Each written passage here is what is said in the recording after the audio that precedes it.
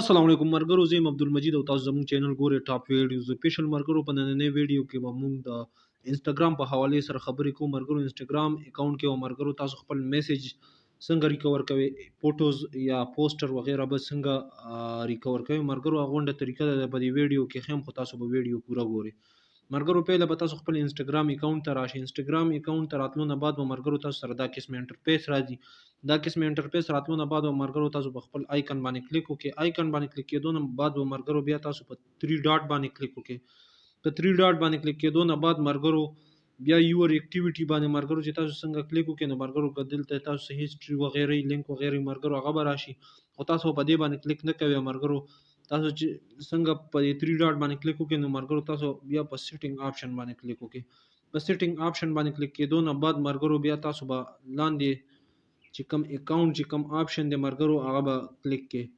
مرګرو اکاونټ آپشن باندې چې څنګه تاسو کلیک وکړئ نو مرګرو بیا په تاسو ته لیکلي ریسنټلی ډیلیټ. مرګرو چې په دې تاسو څنګه کلیک وکړئ نو مرګرو تاسو دلته که پوسټ ډیلیټ کړئ یا ایمیج مو ډیلیټ کړئ یا موبایل څخه ډیلیټ کړئ مرګرو هغه به تاسو ته راشي.